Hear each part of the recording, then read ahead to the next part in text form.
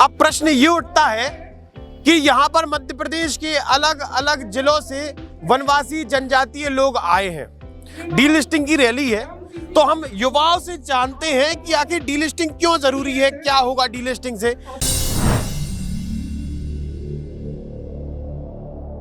Delisting की rally से ये होगा कि हम ये चाहते हैं कि जो ईसाई धर्म में हैं और जो आरक्षण लेके बैठे हुए हैं उसको हम ख़त्म करना चाहते हैं, क्योंकि वो पहले से आरक्षण जिससे हम आदिवासी जो लोग हैं उनको आरक्षण मिल नहीं पा रहा है। उनकी जो नौकरियां वगैरह हैं जो पूरी तरह से पहले से जो ईसाई में हैं वो लेके बैठे हुए हैं। इसके लिए हम ये चाहते हैं कि डीलिस्टिंग के द्वारा जो भी ईसाई धर्म में चले गए हैं उनका आरक्षण खत्म किया जाए, उनके जाति प्रमाण पत्र खत्म किया जाए, जिससे हमारे जो आदिवासी लोग हैं उनको नौकरियाँ और वैकेंसियाँ खाली हो जाएं। सर, अगर इनकी सामाजिक समस्या को देखा जाए तो आप देखेंगे कि जिन परिवार वाले लोगों ने धर्म परिवर्तन कर लिया है उन्हीं के सगे संबंधियों ने उनसे एक दूरी बना ली है, उनसे वो दूर हो गए हैं और वो उनसे कोई संस्कारों में कोई संबंध, कोई न रोटी बेटी व्यवहार नहीं रखते हैं। तो हमारा परिवार छिन्न भिन्न हो रहा है। हम सामाजिक एकता के साथ रहने वाले परिचय के साथ आदिवासी थे, आज हम खुद बिखराव की स्थिति में है। दूसरा, जब वो दूसरे समाज में चले जाते हैं, अगर मान लो वो ईसाई मिशनरी में जा रहे हैं तो ईसाई मिशनरी का अल्पसंख्यक का कोटा होता है, तो वो उसका भी आरक्षण ले रहे हैं। और जो हमारा 22%, 21% जो हमारी पॉपुलेशन का है उसका अधिकार भी वो ले रहे हैं। तो वो जिस कोटे में है वहाँ का आरक्षण ले, हमारे आरक्षण पर अतिक्रमण ना करें। भाई साहब, जो हमारी जो संस्कृति है, उस जो हमारा पहनावा है, जैसे आप सभी यहाँ पर डीलिस्टिंग में देख रहे हैं, अलग अलग जनजातियों से अलग अलग पहनावा पहन कर आ रहे हैं। इसी से हमारी संस्कृति को रिप्रेजेंट कर रहे हैं हम लोग। और उसी से डीलिस्टिंग इसलिए क्योंकि डीलिस्टिंग एक समूह है, मतलब एक साथ चल रहा है। वो इसमें किसी भी धर्म जाति को लेकर नहीं चल रहा है। वो चाहता है कि जो ST कैटेगरी उसको आरक्षण। युवा होने के नाते हमारी जिम्मेदारी है कि हमारी आने वाली जो पीढ़ी होगी वो हमको कोसे नहीं, ये नहीं कहे कि जब आप लोग जिम्मेदार थे तब आप लोगों ने हमको ये अधिकार क्यों नहीं दिलाया। और जो अनुसूचित जनजाति का व्यक्ति जो धर्मांतरित हो गया है, जो ईसाई या मुसलमान बन गया है, वो आरक्षण का लाभ ले रहा है, अच्छे अच्छे विद्यालय में पढ़ रहा है और फिर आगे बढ़ते जा रहा है। तो इसलिए हम यहाँ एकत्रित हुए आज। हम प्रकृति पूजक हैं, जल जंगल जमीन को पूजते हैं, पर वो जिस धर्म में प्रवेश कर रहे हैं उस धर्म में तो प्रकृति पूजन प्रतिबंधित है। तो फिर वो हमारे संस्कृति कल्चर को कैसे बचा कर रखेंगे। तो जब वो दूसरे धर्म में जाते हैं तो सबसे पहले वो प्रकृति पूजा, देवी देवता, हमारे जो कुल की परंपराएं हैं, जो जन्म से लेकर मृत्यु तक के संस्कार हैं, उनको सबसे पहले तिलांजलि देते हैं और दूसरे धर्म में प्रवेश करते हैं। तो फिर वो जनजाति समाज के कैसे हुए।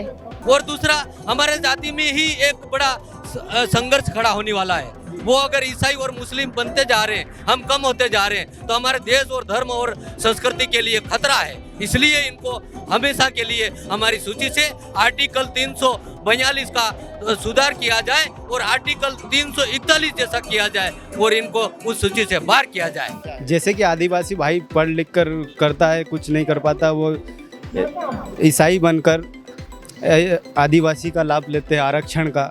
ऐसे लोगों को नहीं मिलना चाहिए आरक्षण।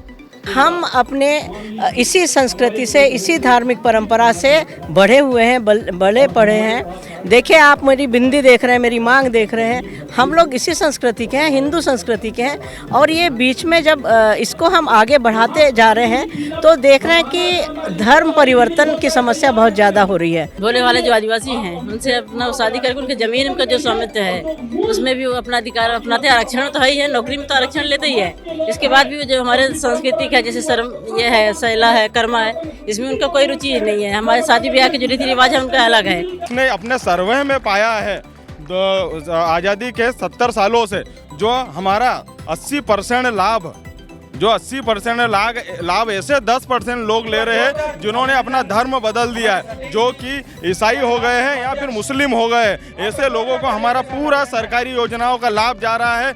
ये हम अगर देखने में यह मिलता है हमको कि चतुर्थ श्रेणी से लेके फर्स्ट क्लास श्रेणी तक आरक्षण का लाभ आज आदर्श समाज ले रहा, और मात्र हम 10% लाभ हमारे सर्विसों में ले पा रहे हैं। इस आरक्षण को पाने के लिए हमने यह आंदोलन किया है और ये डीलिस्टिंग अभियान चला रहे हैं। इसके बावजूद भी अभी मतलब आदिवासियों की बेटियों को अनेक लोग लेके जाना, उनका उपयोग करना, उनके जाति प्रमाण पत्र का लाभ उठाना, उनके साथ विवाह करने के बाद उनके जाति प्रमाण पत्र का फायदा उठाना। जैसे किसी आदिवासी बेटी से शादी करने के बाद उनके आदिवासी जाति प्रमाण पत्र को जैसे उनके साथ में चुनाव लड़ लिए या नौकरी लगा दिए, उनके प्रति उनसे लाभ उठाते हैं। के तहत ऐसे कदम उठाने चाहिए, कठोर कानून बनाना चाहिए जिसमें कि आदिवासी समाज में जिन्होंने अपने संस्कृति, रीति रिवाज, जो भी परंपराएं हैं वो सब छोड़ दिए हैं और दूसरे धर्म में परिवर्तित हो गए हैं, उनको डिलिस्टिंग के माध्यम से एक सूचीबद्ध क्रमबद्ध के नियम के तहत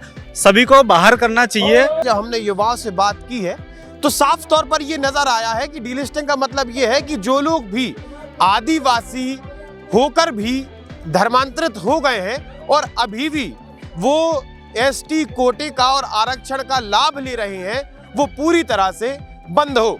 आप हमारे साथ जुड़े रहिए, देखते रहिए आयो। तो आप हमारे चैनल को सब्सक्राइब कर सकते हैं। हम फेसबुक, इंस्टा, यूट्यूब हर जगह मौजूद है। आपका बहुत बहुत धन्यवाद।